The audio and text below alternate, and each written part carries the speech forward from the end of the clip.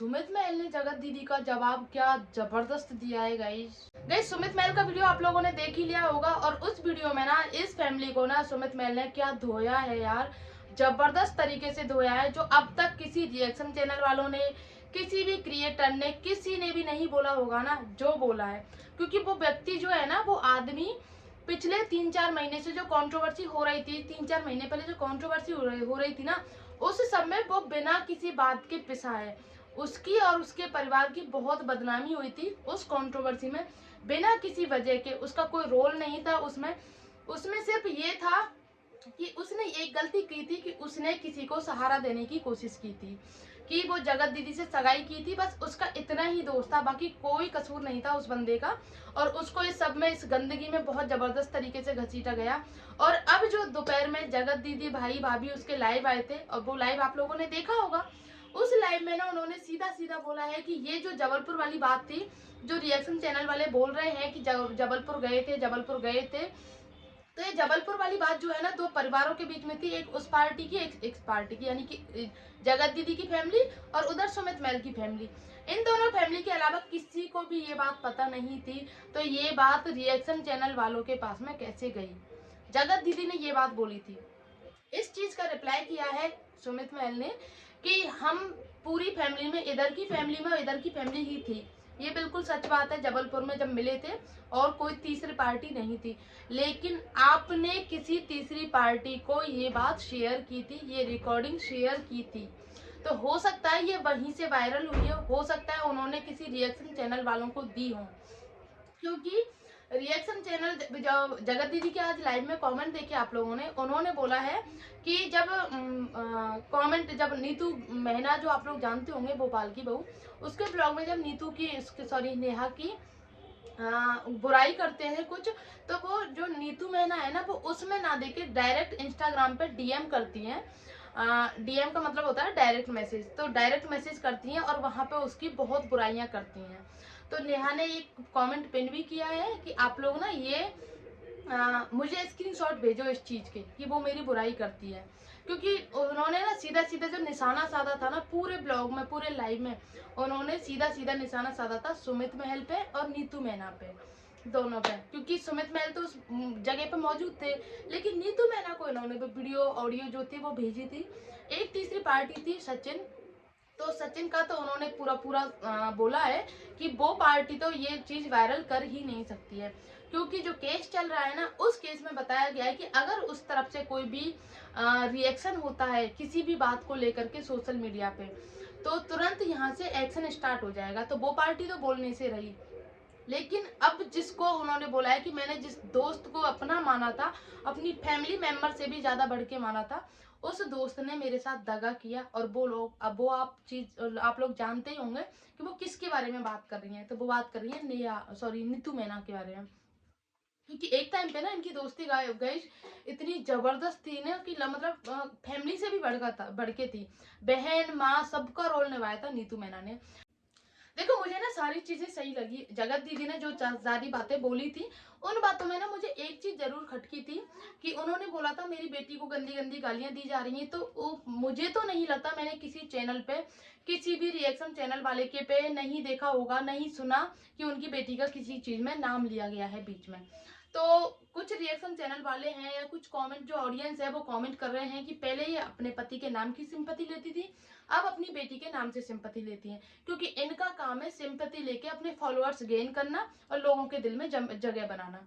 और इस चीज में एक चीज और देखी लाइव आप लोगों ने, सॉरी गाइज, सुबह जो ब्लॉग मैंने बनाया था, जो रिएक्शन दिया था, उसमें मतलब मैंने कुछ बातें बोली थी कि इन्होंने अभी तक किसी भी चीज का रिप्लाई नहीं किया है कि ससुराल वालों को क्यों नहीं बुलाया, केस का क्या हुआ, और भी बहुत सारी चीजें बोली थी। तो उन्होंने इन चीजों का रिप्लाई किया है इस लाइव में।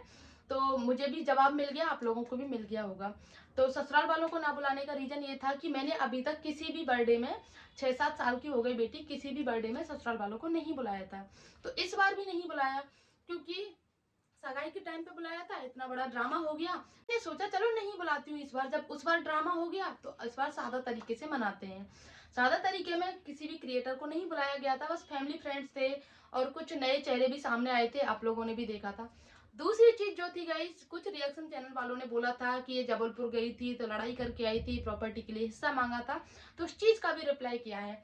उस चीज का बोला है जगत दीदी ने कि आप मेरे सास ससुर या, और एक चीज और बोली थी गाइस कि देवर देवरानी का तलाक करवाना चाहती है। तो उन्होंने बोला था कि इस चीज पे मैं जबलपुर गई थी, लड़ाई करके आई थी, प्रॉपर्टी में हिस्सा मांगा था, इस चीज को लेके आप मेरे देवर देवरानी से, मेरे सास ससुर से या किसी भी से आप बुलवा सकते हो कि मैंने वहां लड़ाई की या मैं उनका तलाक करवाना चाहती हूँ। किसने बताया आप लोगों को? किसने ये चीज बोली कि मैं तलाक करवाना चाहती हूँ उन लोगों का, उन दोनों का? और मैंने प्रॉपर्टी की मांग की तो उन्होंने साफ साफ शब्दों में बोला है कि मैंने ना प्रॉपर्टी की मांग कल की थी, ना ही आगे करूंगी, कभी भी नहीं करूंगी। ये चीज क्लियर हो गई गाइज। रहा केस का, तो केस का उन्होंने बता ही दिया कि जब उधर से रिएक्शन होगा तो इधर से एक्शन होना स्टार्ट हो जाएगा। अभी केस थोड़ा शांत है, क्योंकि जब दोनों तरफ से शांत है तो ये चीज शांत है। और एक चीज की हिंट और दिया उन्होंने कि मेरी लाइफ में खुशियां आने वाली हैं। कल उन्होंने पोस्ट शेयर की थी लोगों की, तो लोगों ने सोचा था कुछ नया कुछ लेने वाले हैं, हो सकता है ये। लेकिन आज उनके भाई ने, उनके भाई का उतावलापन आप लोगों ने देखा होगा, क्योंकि कुछ जो क्या बोला जाए पूछो ही मत आप। मुझे तो बात करने का तरीका भी समझ में नहीं आता सच में उसके भाई का। एक बात बताऊं, मतलब कुछ बात में कुछ सेंस रहता नहीं है, लेकिन फिर भी तो उसने उतावलेपन में आके बोल दिया कि हमारे घर में खुशियां आने वाली हैं, और उसका हाथ पकड़ के। तो ये चीज आप लोगों ने नोटिस की या नहीं की, लेकिन मैंने जरूर नोटिस की थी, क्योंकि वो गुड न्यूज जो है इनके घर में है वो जगत दीदी की शादी की। डायरेक्ट आप लोगों को शादी की न्यूज मिलेगी। और बोला था कि जब वीडियो आप लोगों ने देखे होंगे, जब मिलियन में गए थे व्यूज, तो मिलियन में कब गए थे व्यूज? जब जगत दीदी की सगाई हुई थी उस टाइम पे, जब लोगों को इतनी मिर्ची लग गई थी। तो अब तो हर ब्लॉग जो है मिलियन में जाएगा। तो मिलियन में कब जाएगा? छोटा मोटा काम में तो मिलियन में जाएंगे नहीं ब्लॉग्स। तो जगत दीदी की शादी होने वाली है। ये चीज उन्होंने थोड़ी थोड़ी सी हिंट दे दी है। कुछ लोगों के समझ में आया होगा, लेकिन कुछ लोग जो है ना उनके ऊपर से हवा बन के निकल गया होगा। ऐसा मेरा मानना है, क्योंकि जगत दीदी ने उनको रोक दिया था कि नहीं नहीं अभी मत बताना। और जैसे ही उन्होंने बताया था, और एक चीज आप लोगों ने नोटिस की होगी कि उसी टाइम पे जो उसकी भाभी है उनके पापा का फोन आ गया था। हो सकता है उनको मना करने के लिए आया होगा कि सोशल मीडिया पे ये सारी बातें मत बताओ, क्योंकि अभी किसी चीज की ना नजर लग जाती है, कुछ भी पता नहीं चलता है कब क्या हो जाए। सोशल मीडिया है, सोशल मीडिया पे तो ना आप अगर खुशी की कुछ चीज शेयर करते हो ना, तो बहुत जल्दी नजर लग जाती है गाइस। सॉरी गाइस, लाइट का इशू हो जाता है, कभी कभी लाइट चली जाती है तो इस वजह से ज्यादा रोशनी आ जाती है चेहरे पे। तो गाइस ये सारी बातें जो है ना आज क्लियर हुई हैं, और सुमित मैल ने ना सारी बातों का पॉइंट टू पॉइंट बातें रखी हैं। सुमित मैल ने अब तक उन्होंने धमकी भी दी है, धमकी नहीं बोल सकते उसको, उन्होंने करारा जवाब दिया है इस चीज को कि पहली कंट्रोवर्सी में मुझे घसीटा गया था। तो आप लोगों की फैमिली है, हमारी कोई फैमिली नहीं है, हमारी कोई इज्जत नहीं है कि तुम अपनी फैमिली फैमिली करते रहते हो। हमारी कितनी बदनामी हुई थी, यहाँ तक कि उस कंट्रोवर्सी के बाद में मैं अपने काम पे वापस नहीं लौट पाया था। और एक चीज और उन्होंने बोली है कि तुम दूसरों पे इल्जाम लगाते हो, और मेरे चैनल के बारे में आपको पता था, किसी और को नहीं पता था। तो रिएक्शन चैनल वालों को किसने बताया कि हम ऐसे चैनल चलाते हैं? रिएक्शन चैनल वालों ने बोला था कि ऐसे गंदे गंदे चैनल चलाते हो। तो क्या मेरा हक नहीं है कहने का कि आप भी रिएक्शन चैनल वालों से मिले हुए हो? आप भी रिएक्शन चैनल वालों को उन चीजों की हिंट देते थे। मैं भी कह सकता हूँ इस चीज को। तो पहले सारी बातों का प्रूफ देना मुझे, तब जाके मेरा कहीं नाम लेना। उन्होंने बोला है कि मेरा अगर इतना सा भी नाम आता है ना किसी चीज में, इतना सा भी, तो मैं किसी को भी नहीं बख्शूंगा। ये चीज ध्यान करना, याद रख लेना। पिछली कंट्रोवर्सी में बहुत बदनामी हुई थी, बहुत छिचालेदार हुई थी। सबसे ज्यादा सुमित पिसा था। उन्होंने बोला था चाहे मुझे राम बोलना चाहे रावण बोलना। उन्होंने बोला है अगर मेरा नाम लिया गया तो मेरे पास में सारे चैट रिकॉर्डिंग वीडियो सब कुछ है। अगर मैं बोलने पे आया तो मुंह छुपाने के लायक नहीं रहोगे। तो अब पता है अगला बार किस पे जाएगा। सुमित मैल ने अपना जवाब दे दिया है। अब जो सबसे कमजोर कड़ी है इस चीज की, वो है नीतू मेहना, क्योंकि उसको उसकी फैमिली का भी सपोर्ट नहीं है। फैमिली का सपोर्ट है लेकिन इन चीजों को लेकर फैमिली का सपोर्ट नहीं है। तो जो ये गाज गिरने वाली है गाइज, वो गिरने वाली है नीतू मेहना के ऊपर, क्योंकि किसी ना किसी को तो इस सब में लपेटे में लिया जाएगा, और किसी कमजोर को ही निशाना बनाया जाता है। तो सुमित मैल तो अपना रास्ता साफ करके निकल गए, क्योंकि सुमित मैल का तो इसमें कुछ दोष भी नहीं है।